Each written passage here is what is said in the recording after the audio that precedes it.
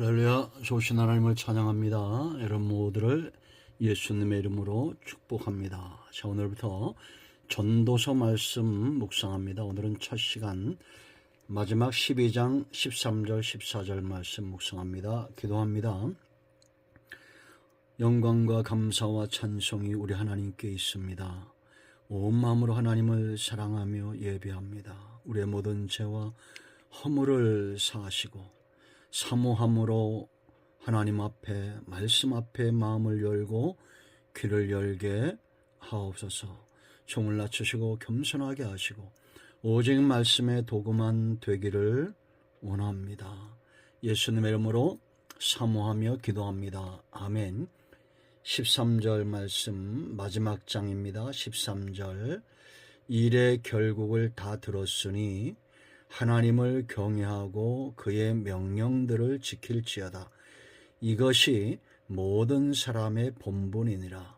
하나님은 모든 행위와 모든 은밀한 일을 선악간에 심판하시리라. 아멘. 오늘부터 전도서의 말씀들을 묵상합니다. 이 전도서의 뜻은 이 권력을 가진 공권을 가지고 강론하다. 권위 있는 자의 강론 서다 이렇게 보시면 됩니다. 이 집회에서 말하는 사람, 이 전도자라는 것은 집회에서 말하는 사람 이런 뜻이 있습니다. 전도서는 4번의 강론이 기록되어 있습니다. 그 결론은 어떤 것이냐 오늘 본문인데요. 핵심입니다. 핵심 구절입니다. 4번의 강론을 통해서 해 아래 사는 모든 인생의 허무와 헛됨을 이야기하고 결국 결론은 뭐냐? 하나님을 경외하는 인생이 참된 만족, 헛된 인생을 살지 않는다라는 거죠. 어떻게 보면 잠언서와 같은 결론을 맺고 있습니다. 잠언은 구체적으로 삶의 다양한 부분들을 권면하죠. 결국은 마지막에 현숙한 여인, 하나님을 경외하는 여인의 삶에 칭찬이 있고 그 모든 수고한 것들을 누리게 될 것이다. 어제 우리가 살펴봤죠. 이 마찬가지로 전도서도 4번의 강론을 통해서 하나님을 경외하는 삶이 가장 복됨을 이야기합니다. 왜 하나님을 경외하는 삶이 가장 복되냐? 오늘 본문에 3가지가 기록되어 있습니다. 하나는 가장 중요한 것은 그것만이 헛되지 않다라는 겁니다. 하나님을 경외하는 삶이 헛되지 않다라는 거죠. 인생의 모든 헛된 것을, 이 삶이 헛된 것을 솔로몬 왕은 경험을 통해서 지금 알고 있는 겁니다. 그만큼 많은 것을 경험한 자가 없죠. 그가 왕이 되었을 때 초창기에 하나님 앞에 일천번제를 드리고 지혜를 구하죠. 이것이 하나님 마음에 합했습니다. 그래서 그가 구하지 않은 부까지도 다 주신 거예요. 물론 그 이면에는 하나님께서 다윗을 기억하신 거죠.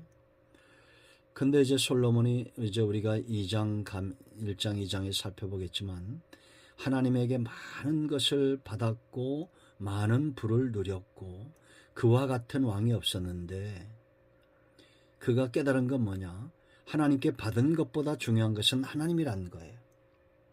그 모든 것들이 다 헛되다는 겁니다. 지혜도 부도 그가 술에 취해보기도 하고 산업을 많이 일구기도 하고 처첩을 많이 거느리기도 하고 큰 왕국을 그가 다스렸지만 하나님이 없는 것은 다 헛되다는 것을 깨달은 겁니다. 오직 헛되지 않은 것은 여호와를 경외하는 신앙이다. 이것은 지금도 마찬가지입니다. 세상은 많은 것들을 쫓아 살죠. 믿지 않는 자들은 부를 쫓아 살고 명예를 쫓아 삽니다. 요즘 특별히 우리가 대통령 선거 주간을 지나고 있는데요.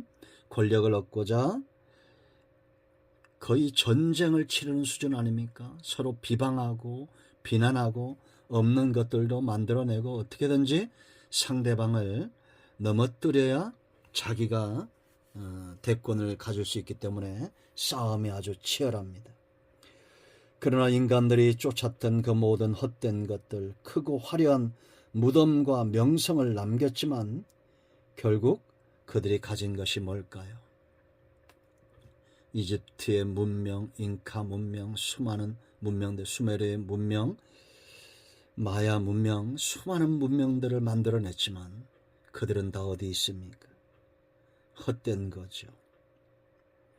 헛되지 않는 것은 여호와를 경외하는 신앙입니다.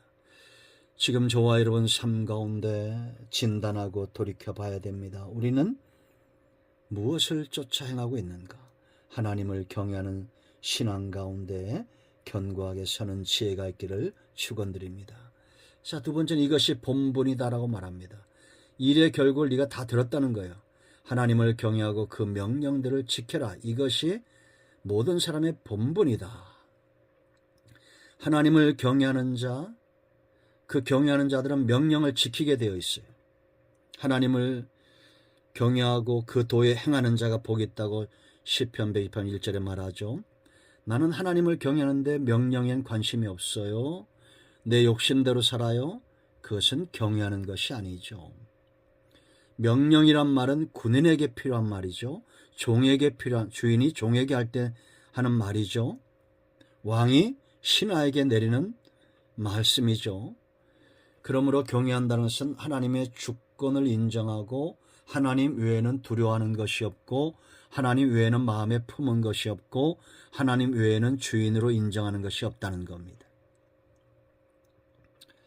창조주를 향한 피조물의 당연한 삶, 경외하는 겁니다. 그 명령을 지켜 순종하는 겁니다.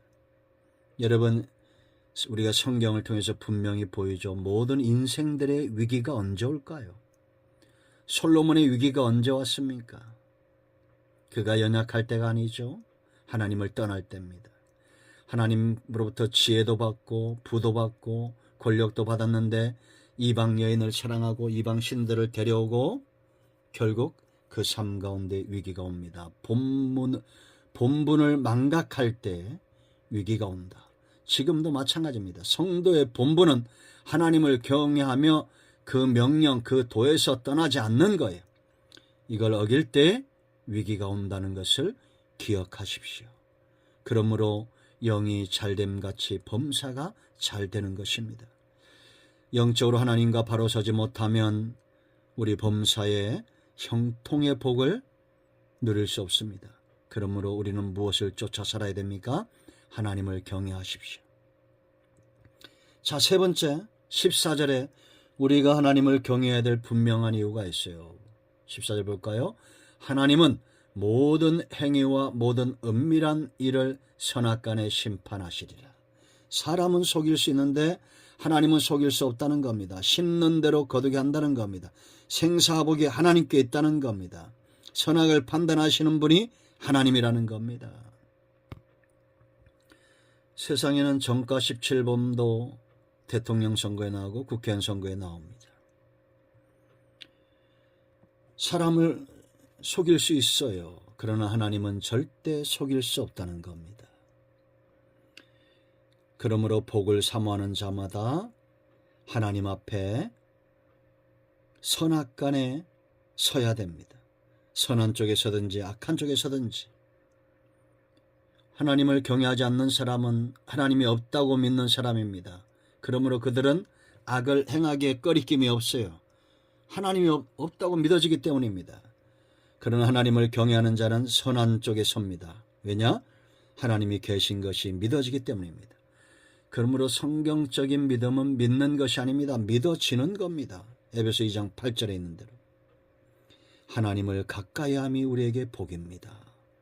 그러므로 여러분, 죄와 악에서 떠나는 것, 하나님을 경외하는 삶의 마땅한 삶입니다. 행입니다.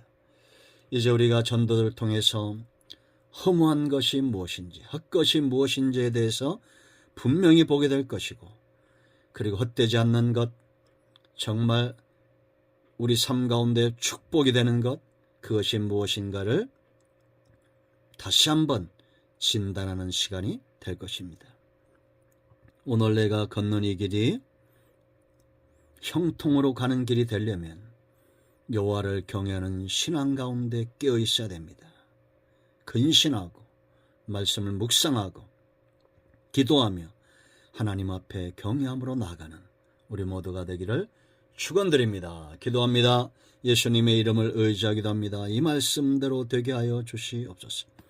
우리 가운데 마음이 상한 자, 병든 자 치유하시고 회복시켜 주시기를 원합니다.